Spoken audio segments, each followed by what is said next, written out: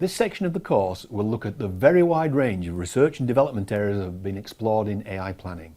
It'll put AI planning techniques in the context of domain modelling and plan representation, consider engagement with users, task assigners and decision makers who must select between plan options, and will include the important aspect of plan execution for practical systems.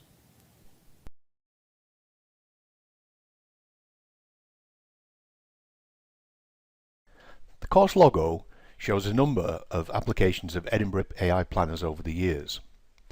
The Nonlin planner was used in the mid-1970s to generate project plans for electricity turbine overhaul.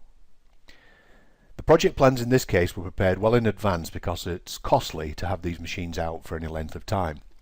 But while the repair is taking place, typically problems are found, extra maintenance operations need to be injected. So the plans had to be adjusted as you went along, and Nonlin was able to do that.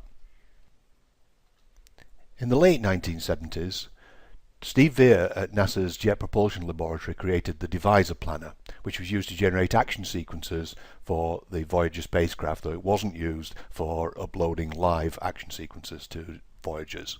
Divisor was based on the Nonlin design but added the ability to represent time windows on the activities, which is important for this kind of robotic application.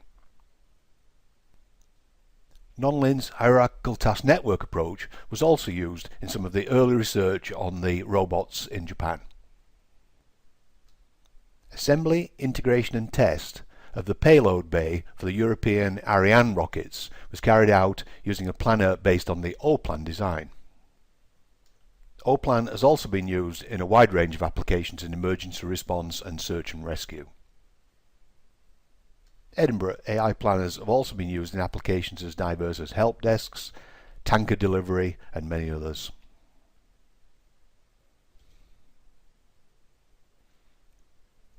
Even the earliest AI planners were used in realistic and practical applications. The STRIPS planner from the early 1970s was used to control the Shaky robot. And as you can see from this table, there's a range of planners over the decades which have been applied to a wide range of application areas, and we're going to cover some of those in a later module of this course. As part of this course, we're going to encourage you to look at a number of readings. In particular, there's 2 reviews of AI planning which we hope you'll find useful.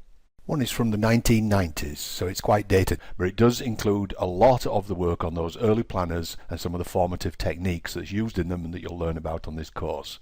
That's the Hendler, Tate and Drummond paper in AI Magazine on AI planning, systems and techniques. There's also a review a decade later by Wilkins and Desjardins on A Call for Knowledge-Based Planning, where techniques of knowledge-based systems and planning were being brought together. Full details of these readings and the locations where you can find the PDF copies of them will be available in the course wiki. Then there's a number of readings, some of them very short readings, on specific planners and their applications, and we hope you might dip into these during the course. If you've got time to read just a couple of these are the ones which suggest the initial review of AI planners to 1990 and a very short paper on O-Plan, one of the Edinburgh planners, which looks at a wide range of techniques and applications that were in use in that system. There's a diagram in the 1990 review paper which tries to trace some of the historical connections between the different planners, the techniques they drew on and how they built on one another. It's worth looking at that in detail. Perhaps you could pause the video at this point and take a good look at some of the techniques and areas in there. There's an online version of this diagram also available at high resolution if you can't see it in the video that you're using.